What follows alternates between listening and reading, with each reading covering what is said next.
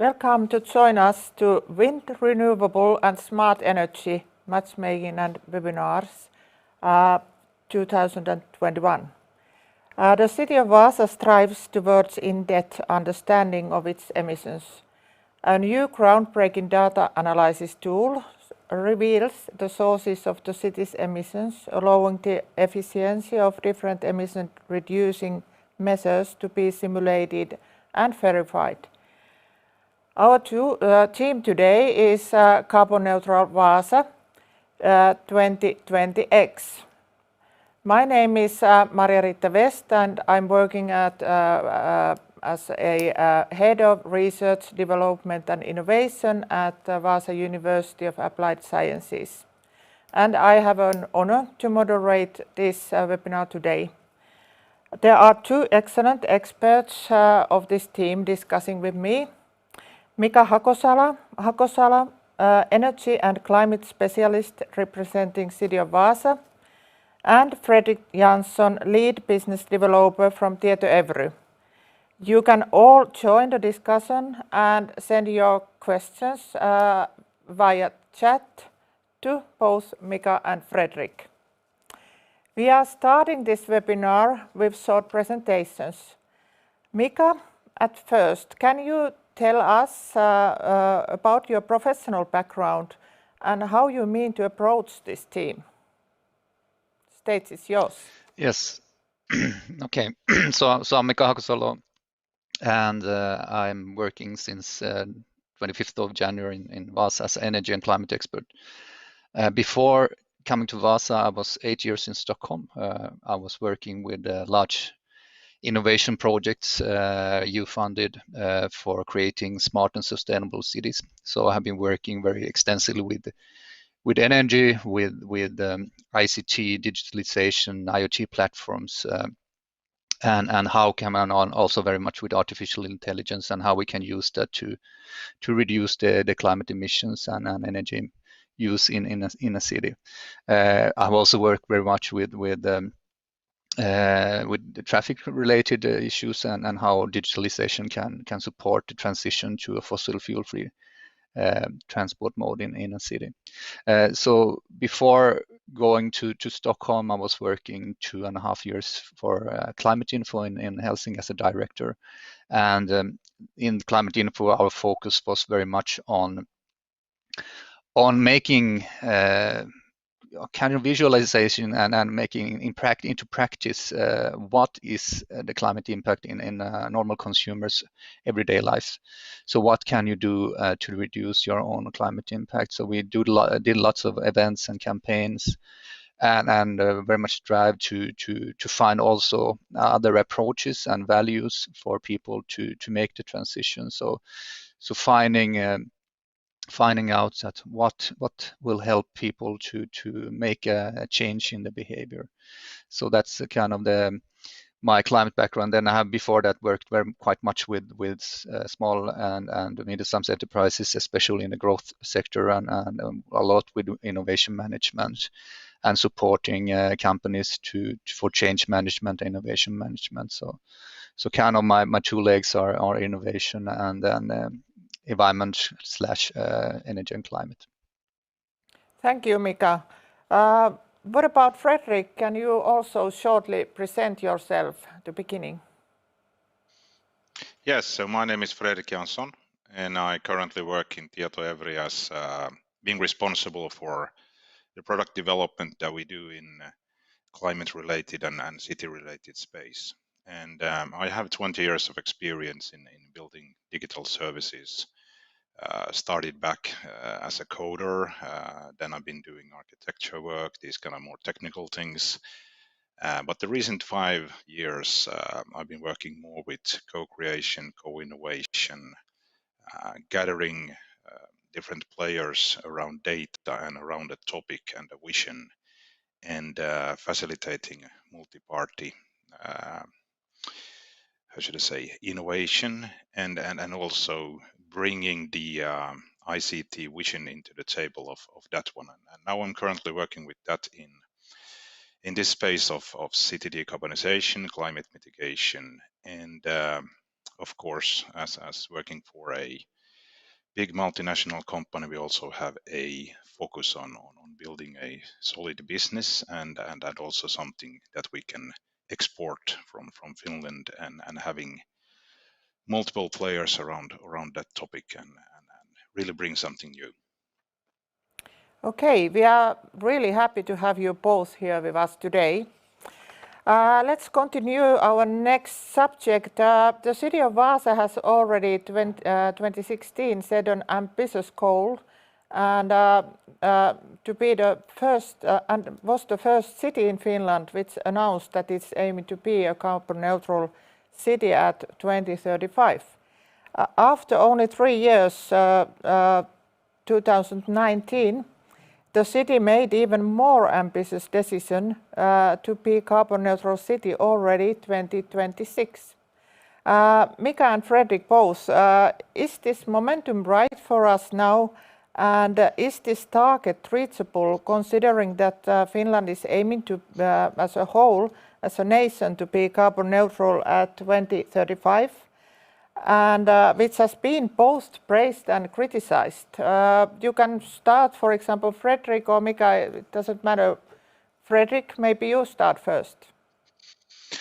Okay, well, first, you need to set the expectation high, of course, in order to get anywhere. So I think having a target it's a bit of a stretch, I think, is good. What I would then like to bring into the table on you asked that is this the right time or is the timing right? So yes. It's definitely is the right time to do these kind of actions, and it couldn't be more right actually.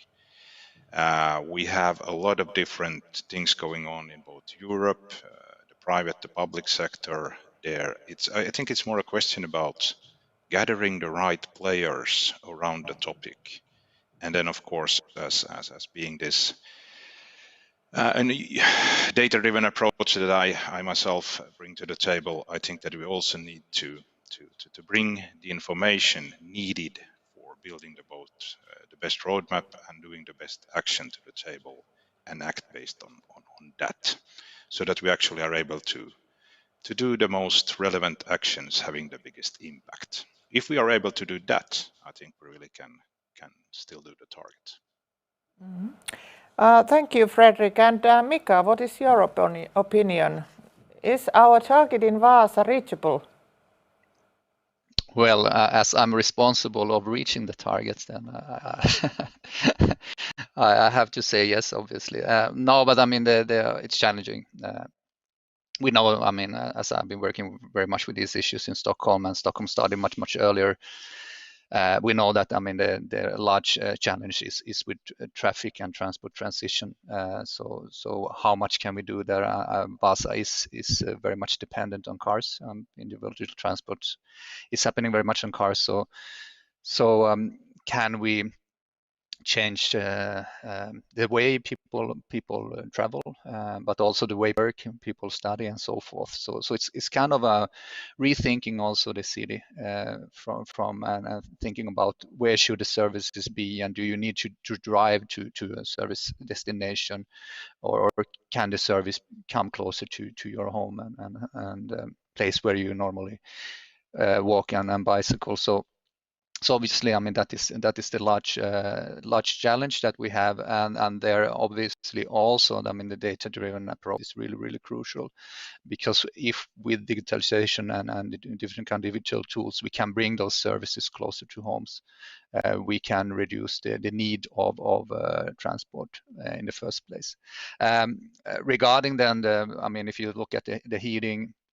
I mean, Vaasa has a very extensive district heating system, and that we can basically make carbon neutral very easy in a very fast time. And there's lots of innovations with the Vaasa companies in that field. So I'm very safe saying that we will not have any kind of problems with heating or cooling for that matter. Electricity is a kind of an interesting thing, because on one hand you have we have very much wind power close to Vaasa, and we probably will add more renewable solar power as well. But could be stored, and I think that is the main question in northern climates. Can we store that in a way that we can utilize that in the winter time? And there, I mean, the Vaasa is doing a really interesting testing or has some piloting, but will do and using hydrogen as a carrier. So kind of storing that and then using fuel cells to produce electricity and heat in the winter time. So normally, I mean, our biggest demand is always in winter, and if we can kind of store, for instance, the energy that is produced in summertime in photovoltaics and use it in wintertime, that's a really important thing. And obviously we know that, I mean, hydrogen technology is currently too expensive. But if it can be combined with both a source for energy for buildings, but also for transport, maybe in that combination we can find a business model that is solid. So I feel that, I mean, we have a momentum now to really make a difference, and also most of the things that we're looking at in Vaasa are very interesting for other cities as well. So as I come from Stockholm, I know that most of these solutions implemented or going to be implemented here are really important to be utilized also in Stockholm. So in that sense, it's not only doing for Vaasa, it's also doing it for world. I mean, doing the transition and the learnings and analyzing that and defining that, okay, this works, this should be spread and replicate to other cities. And so I think that momentum is also in there, that being the first is also having a responsible of sharing all that knowledge and experience to others. It's not in isolation, you do it only for yourself. So I think that is a really big part of all this that is happening in Vaasa. Why we strive to be first and do these things before others is to show that it's possible. And I think that kind of signals are really important for the whole climate work in the world. Okay, thank you, Mika and Frederick, both. And let's have a look to a little bit further to the future. Let's imagine carbon neutral Vaasa 2020X as a citizen's point of view. How do you live, work, and go to school, for example, at Vaasa? How does our life differ from today? Frederick, if you start again, please. Okay, so there could be many different angles of tackling this question, but if you think about work, for instance, I think work will be more digital. We will have, as we know right now, working more from home, these kind of things. Services will be accessible through digital channels. I think the distribution of different things will be done more smartly, like access to public transportation, access to different services and channels. So the need to actually physically move might be smaller, and also the demand-based way of using public transportation of services will be better, and that's due to having a better view on things through use of data and planning the services in a smarter manner. We could take, for instance, schools. Like, as a parent, usually you run home from work, and then you have a little minimum time to put the kids in the car and take them to a hobby or something like that. And maybe through done some smarter route planning or whatever, they could go directly to the place they want to go to, or to the hobby after the school. Thinking more out of the box in doing this thing, using the information about the need and having new things in place. So I think it will be same but different, if as you would like to say as a Finn. Same things in place but provided differently and more smarter. And then I think there will be new kind of working places, things that has been done within the energy sector, and new innovations in place. So that might also affect, and that also provides a possibility for new career options or new enterprises or this kind of stuff. So But that's my 50 cents on the topic, and I guess Mika has a good view on. Thank you, Frederick. And what about Mika? We spoke about this and discussed 1.5 hours when we were preparing this webinar, and it was really interesting discussion about this future. So, what do you say? What kind of life we are living in 2020X?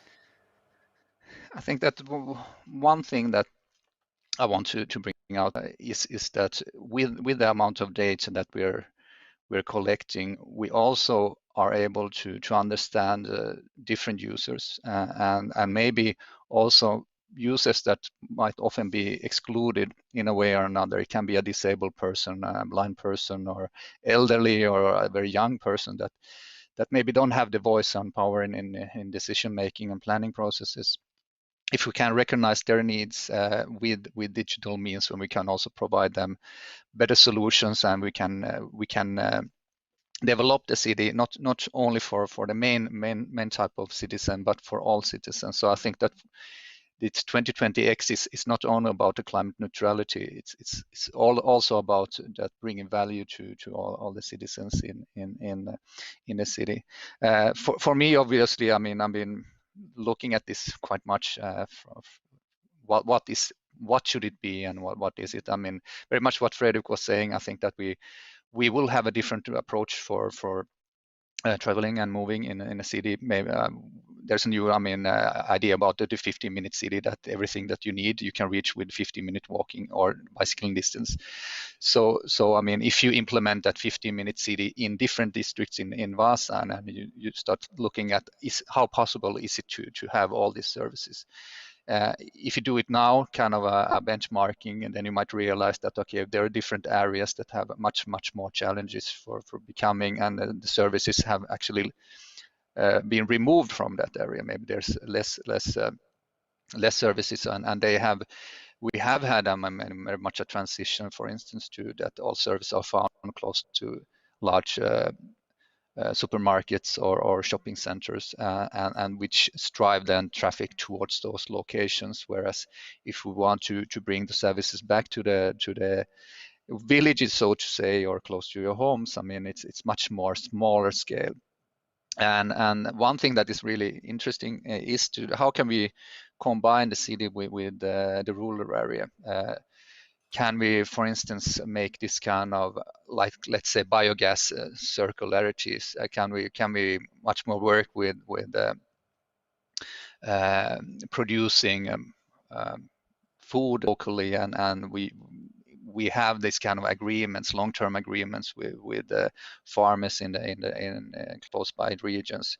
Do we stretch the transition to neutrality also to the neighboring surroundings? So I think that is really important, that I would at least want to if I take Ravilaakso as one of the development areas, and we have been discussing quite much that if I would say that I would live there in Ravilaakso in 2020X, I could get the that I want. I will get it from a local farmer, transported with a drone, and it can be stored. It can be stored then locally in this kind of cellars that we have back in the old time, like earth cellars, and we don't need to have refrigerators for everything. So it's kind of rethinking the old way of living, but with modern technology. So also, I mean, if it's fish or food or meat, or we have aquaculture, we have lots of this kind of new ways of producing also food. So I think that it's not only a matter about kind of how we live, or what kind of, how energy efficient the building is. It's the whole thing that we're looking, for instance, at Ravilaakso very much on having common areas, common spaces, a dynamic use of a space that in the morning it can be daycare, in the afternoon it can be for elderly, in the night it can be for bands training. So it has to be very easy to book those things. It has to be easy for cleaners to clean them, or to change the interior. So much more value driven. I think that it would be like all spaces are very, very efficiently used, and once again we come back to data that we know who are using, and it's easy to order or book them. You have a completely all the time a knowledge about what is happening. You know the weather forecast. You know that if I go to this area of the city, it's good for canoeing. But on the other side, it's very too much wind. So I mean, the more information you have, and the more accurate decisions you can make. So you don't need to travel for rain to the beach side and realize that okay, it's too windy for canoeing. Then I have to drive back and do something else that you wouldn't know that beforehand. So in real time and much more predictions and prognostics about how this will evolve, for instance, or if you know that the storm will be coming out in 3 hours and you're out canoeing in the sea, you would get on feedback and could safely be canoeing backwards before the storm hits you. And so this kind of, I mean, real-time things, I think is something that we will be much more in 2020X. So it's not only about that it's a carbon neutral city. It's much more about, I think there's much more values connected to the carbon neutrality that we are rethinking the way of living. When I'm listening to you, Mika, so I start to think about that we are all regions competing about competent working force. So one more question to do before we are continuing with Frederick. So what do you think about Vaasa's branding? Is this this is the way that we are looking new people and young people to move in our region? Could this be the one thing, the big thing? How to brand a city is that you have to have that brand all from beginning to the end. So first you have to think about okay, there's a business traveler coming to Vaasa. That do they understand all the differences? Could they bring their family for a weekend or something that and that should be organized in a very well way so that they can experience the thing. I know that I've been speaking, for instance, with Chinese people that have moved from China, and they talk about that they really want to have the family in the Nordics, because this is much better for kids. I mean, he wants to bring up, or she wants to bring up the kids here. So I think that there's lots of values that are forgotten and not experienced. I mean, we have a very good school system. I mean, Vaasa has also in the universities and all. So you have, I mean, in a small city, you have everything that you would, and you have actually a very excellent hospital as well. So everything that you would need for a child family is there, and with short distances. So I think that the thing is that, generally speaking, Finns are very poor in marketing and selling and branding as well. So it's so that's why people come to Vaasa to study, and then when they have finished their studies, they go to Stockholm to work. I mean, so simplified, but they go to bigger cities so that's the next step. But I think that there is a big group of people that actually would appreciate exactly what Vaasa can offer as this sized, medium-sized city, which has excellent services. So I think that is the thing that should always be reminded, and also bring out all the good things that are. And we have excellent nature, and you have the closeness to the sea, but also closeness to Sweden, for instance, with the connection and all. So it's in, and you have the two cultures, Swedish and Finnish. It's excellent blend. So I think that it's reminding yourself and remembering to share that to others visiting is something that, when they come here and experience, this is something that actually they could come for a shorter time to study or a shorter time to work, and then if they feel they would then stay. And obviously we have to look at what are we offering, so our school system or the places that we want to the next population to move into, that we are very much also taking them into the co-creation that Frederick was saying, that what kind of services would you want to have here? Maybe we are missing some kind of services that foreigners or foreign expatriates or professionals would like to have. So also bringing that out and working to closely with them, I think is really, really important. Thank you, Mika. And then Frederick, you are expert on data analytics, and can you describe us the importance of data analytics behind the service design concerning carbon neutral city? why it's so important? Okay. Well, service design and data, we could have a lecture all day, but I try to keep it short. But really, data-driven and service design mostly is about understanding customer journeys, understanding how something is being used, and having the information in place to build the best possible service for that purpose. And whether it's then a city using the service, or it's a consumer using the service, or a citizen using the service. So it's the same point. You need to have the information on the need, and whether you want to then build a better customer service, you need to understand the full journey. You need to have for instance, all the data in place so that you don't need to fill in information you have already filled in elsewhere. You would get service when you need it, using data for this kind of stuff. And in carbon neutrality, it would be about providing the services in the right place. So knowing where and when and how the citizens are using or traveling or whatever in the city, gathering that for doing better service, doing it at a better time, making it more accessible, and also more personalized. So that Mika was most talking about, that using data for all segments, not only for the main ones. And I think that their data-driven and a service design-driven approach is good to make the city services more accessible and easier to use. And then when you go into a service yourself, you can use data for analyzing how good the service is. So do people drop out? Do they stop using the digital service and take out the phone and get frustrated and call somewhere? If that happens, you need to work more on the service. You need to make it better.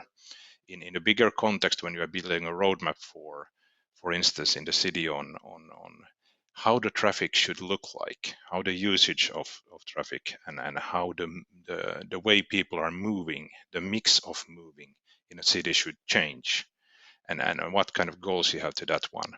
You would then use data for testing out different options, for evaluating, doing analytics on what might be the most effective actions to take from a city perspective. Where would be the places to optimize the public transformation? What should we do about cars in the city? How do we take measures that will bring more electric vehicles or hybrids into the picture?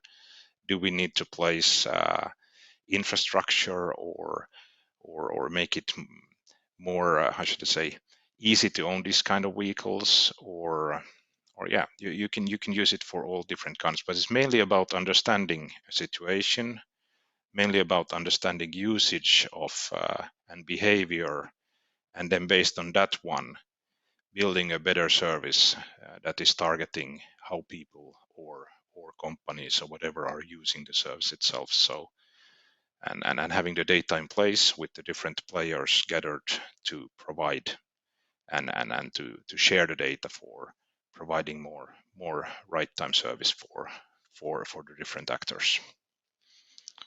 Okay. We have one comment from chat.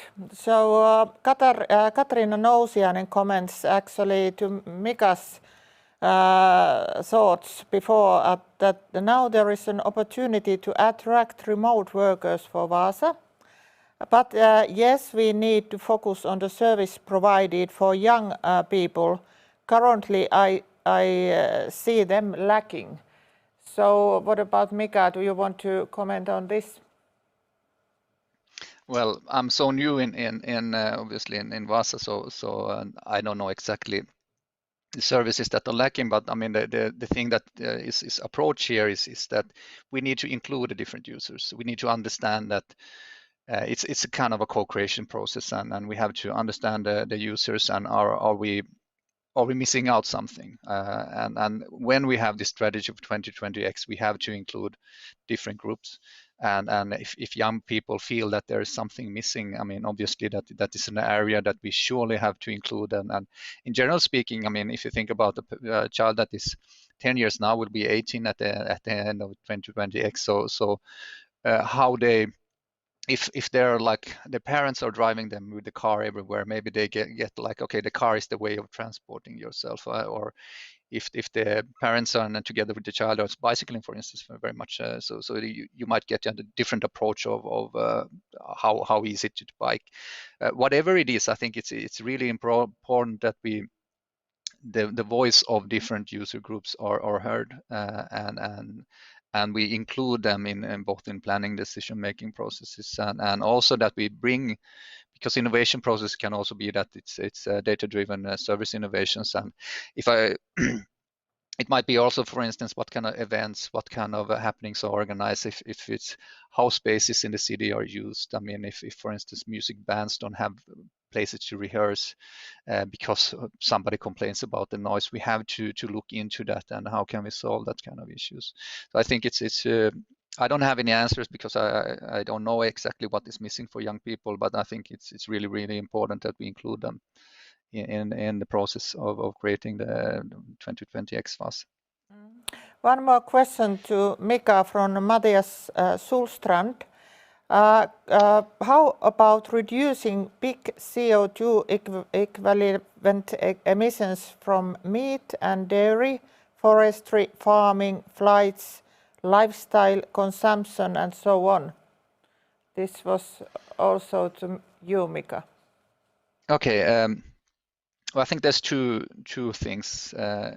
If you think about the 2020X target, it's defined as all the energy use and fossil fuel use within the city borders.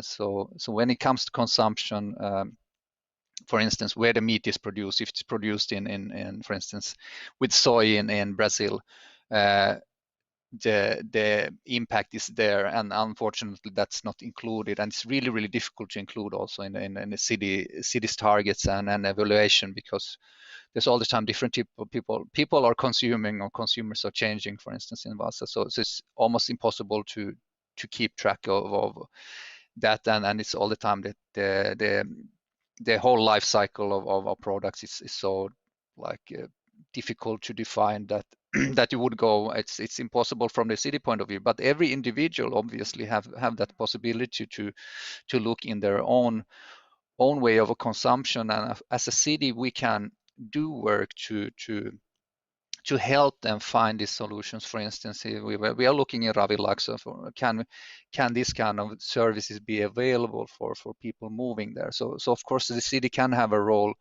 in that, but we cannot put the targets, and we cannot measure if we have reached those targets, because that's basically completely impossible to do. Every individual, we can support individual transition, and individuals themselves can evaluate, for instance, how much meat they're eating, or how much milk they're drinking, and so forth. So of course we can also do that in schools. We can make this kind of transition, and for instance introduce vegetarian meals in school menus and so forth. So but we cannot force. It has to be, the possibility has to be that end user has to have their own choice to themselves define that this other option has more value for me.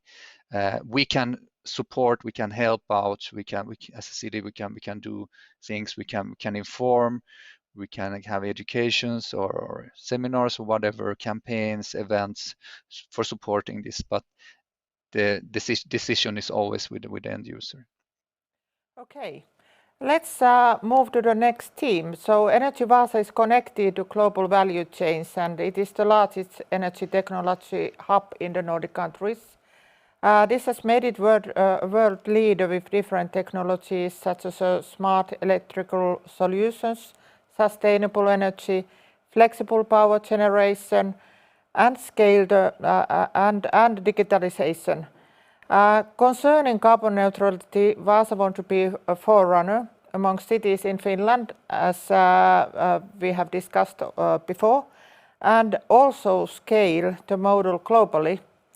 And Mika and Frederick, what are the next steps, the roadmap to carbon neutral Vaasa, how the work is continuing now in the spring, in this year?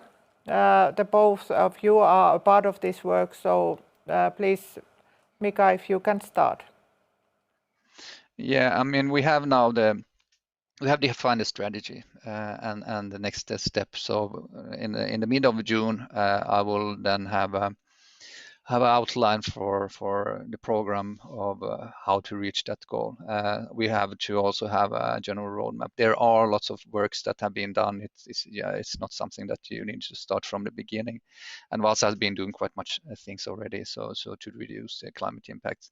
But I mean, we need to define that how this target is going to into the city processes, and so it's not only like an external thing. It has to be brought all the way to the table of those people working with these issues, or somehow their work is related to reaching that target. So that's part of my work, and in the autumn then it goes up for politicians to approve that.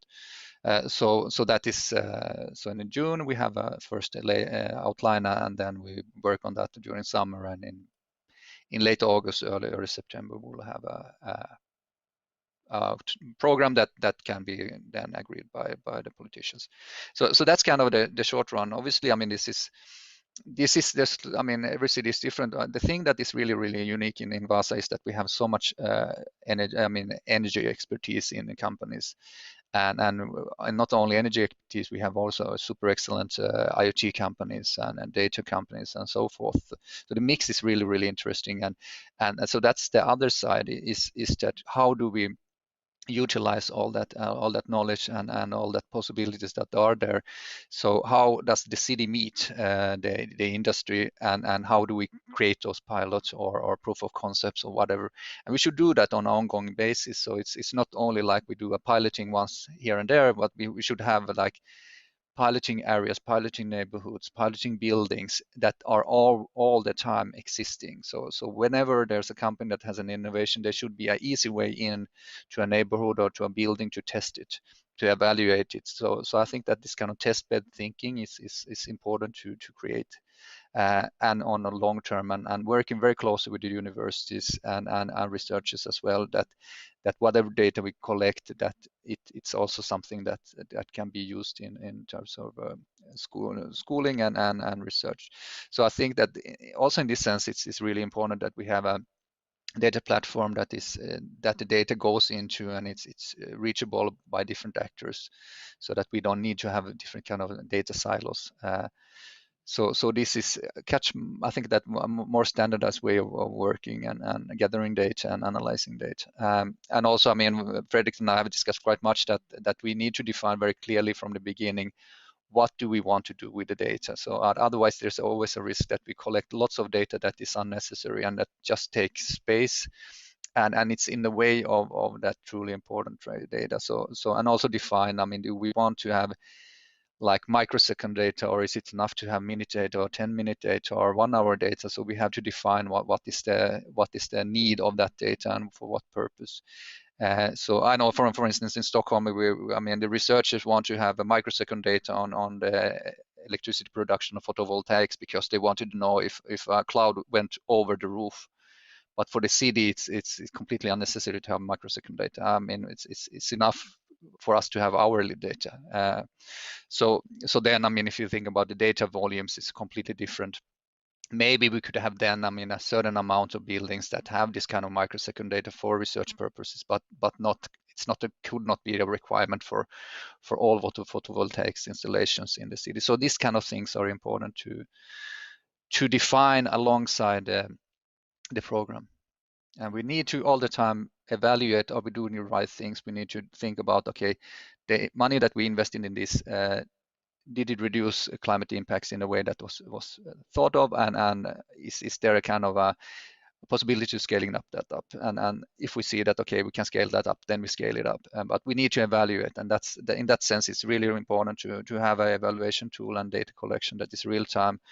And we can also all the time working with prognosis about if you do these things, what in the overall picture, I mean, how much closer are we to carbon neutrality, and what year will we reach that? So that's why this platform that Frederick and Tieto is looking into is so important. What about Frederick? In your point of view, can you define a little bit, or tell us a little bit more about that data point of view, data collection point of view? Yeah, of course.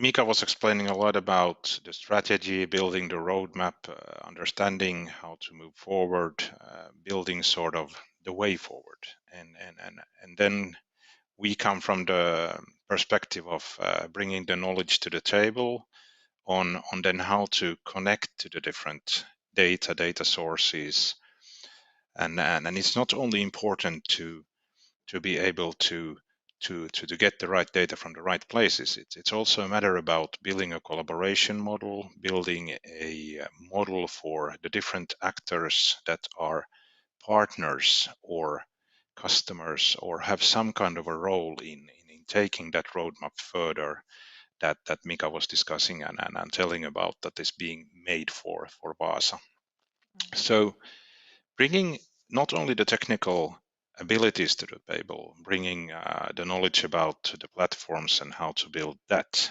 but also building and bringing into the table our network of different partners, our research projects, these kind of things that's being done and being planned for the moment, and having building the best way to back up the strategy and the actions done and planned in a way that we can start with the different pilots, not only the pilots with technology, but also pilots with different actions in the roadmap and looking into those ones and then collecting the data that's needed for evaluating what kind of effect will this kind of action have, then to start measuring, does it go forward as we expected, and going from there. So but for now being, it's about bringing the knowledge and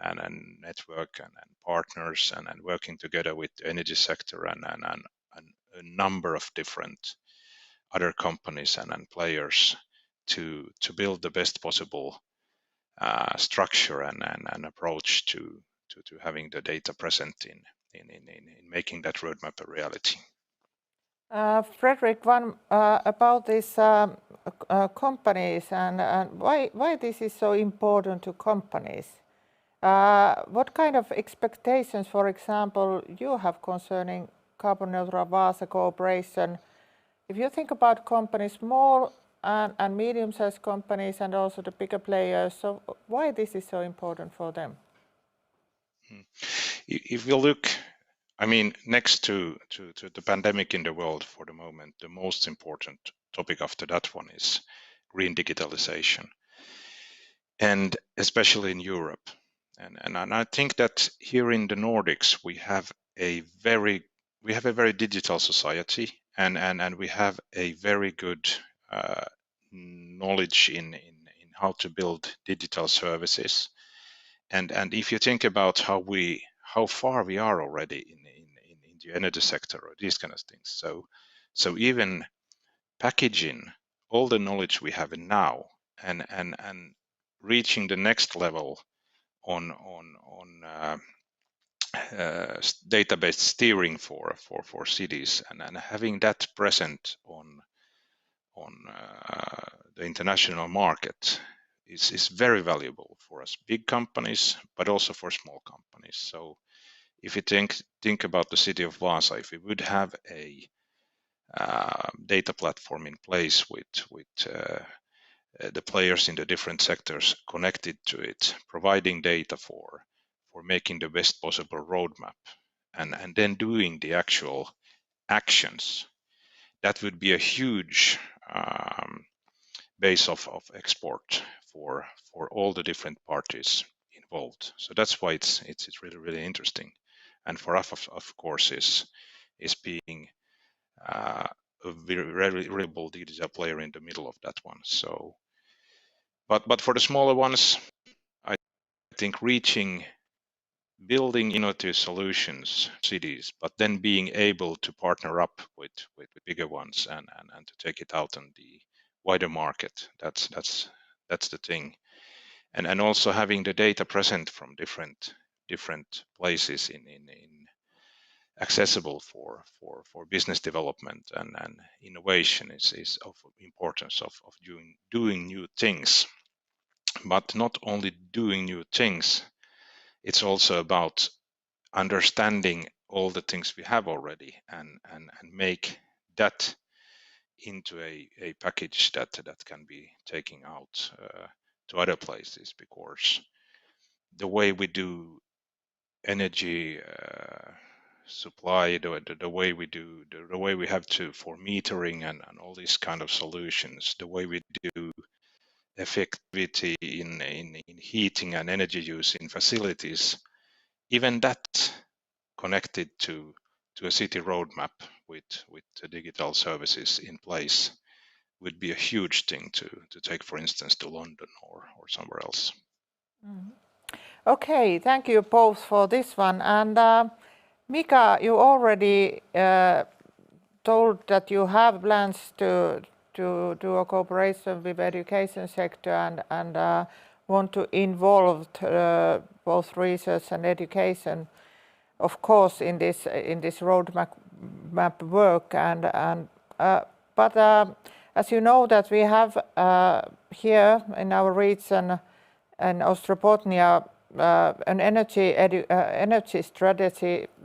It's back from over 10 years ago. We have done it in this region, and we also have an energy education strategy, and also we have created energy education path at Vaasa. And do you have already an idea how to invite the education sector from kindergartens to higher education units to be part of this work? I have to say no, not yet. But I mean, that's it is an important part of the program that is going to be prepared. I mean, how do we do that in a way that it's both ways valuable? It has to be interesting for schools, kindergartens, and so forth. I mean, one way that, I mean, if I go back to Stockholm, and one of the things that I was working with, one of the last things was on one hand, how do we make the schools and kindergarten, the indoor climate as good as possible, and the temperature and the energy use there. So very much data driven work with IoT, with artificial intelligence, understanding the temperatures and the CO2. We also look at over temperatures when it's too warm and how the cooling needs, and introducing new smart technologies for cooling. A part of that, we were looking at if we have could the schools become hubs of IoT. So basically, I'm not only collecting data from within the building, but could they actually collect data about their neighborhood? I mean, could they be the ones that are collecting data about the traffic outside the schools or kindergartens? Could they collect data about air pollution?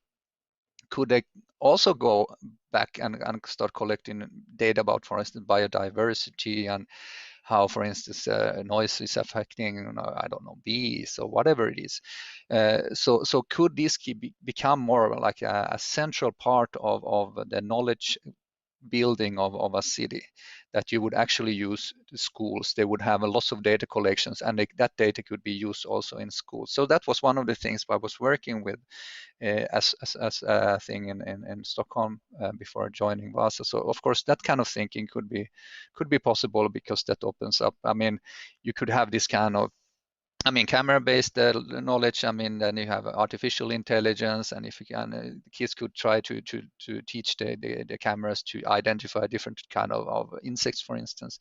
Whatever it is, I mean, it's learning by doing, and then maybe providing information that this would be important for the whole city. So I think that it has to be, whatever the way you do is that it has to be part of it's not just an extra project, it has to be like a continuous. So in that sense, some kind of data collection, or that the kids would be helping out the city to collect data that is important for decision making and planning processes.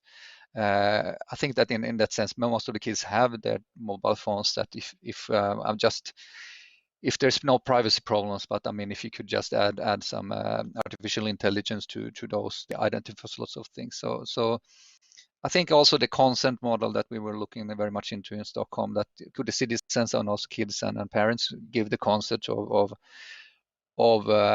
that we, for instance, can follow the children on the telephones, and we can see that how far they come to schools, and if there's any kind of disturbances on the way, or risks, or scary crossings or dangerous crossings, whatever it is, or that there's bad lighting for the kids have to, instead of taking the shortest route, that maybe there's areas or tunnels that they are afraid of going, so they go a longer route. Understanding these kind of things is tremendously important for the city to develop itself. So it's kind of a mutual understanding that whatever, I mean, a consent model has to be also very, very safe for individuals, that there's data security and so forth. But so I think that there's lots of possibilities to do, and them are not at all expensive. And you can start with very small scale testing, and you can expand that. Actually, you are talking about comprehensive security work. So at the same time, when you are talking about the risks and about the kids when they are going out home from their schools and so on, it was interesting, I think, how you described this. What about one more question about elderly population? We have in Finland elderly population, a lot of elderly population. How you could involve them in this carbon neutral 20X work? Do you have any ideas of that? That is my last question to you. Okay, I can start because and I will give some time also to Frederick. Yes. Actually, I mean, in Stockholm we had a neighborhood that had more than 60% were above retirement age, and there was 10% that were above 90. And then we made that, it was built in 1960s. Many of the people have lived there for, I don't know, 25, 30, 40 years. So it was kind of, they have never moved out from there. So when we made introduced lots of new smart solutions in the neighborhood, and also new smart services. And that the thing that was interesting was that the elderly were really open in testing them. And actually, for instance, the electrical carpool got really, really popular. So I think that not always thinking about that the elderly are not necessarily laggards. They are not the last ones to test new innovations. They were the first one to test these kind of solutions in Stockholm and in the world. And they were really great users, and they were really interested. We had also thematic evenings and all. They had time to attend them. They had really good questions.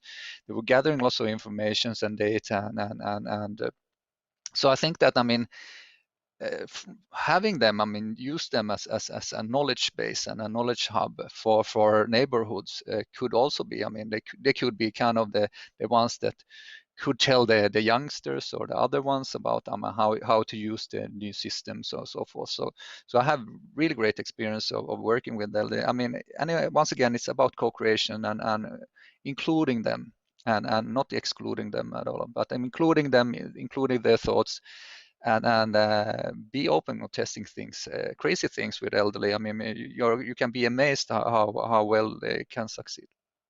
Okay, thanks. That was good. About Frederick, what do you think about the same questions about inviting the schools and from different levels involved in this work, and also this elderly population, and actually us, me also. So how could I contribute to that work?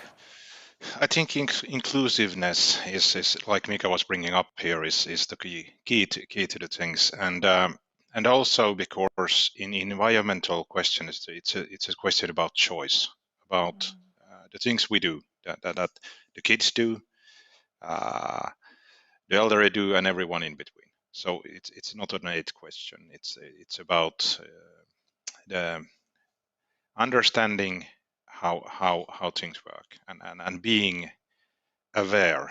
And I think starting from schools, bringing the kids into decision making about different actions, like having them present in planning on how will the school be more energy efficient, or how will the school be decrease its climate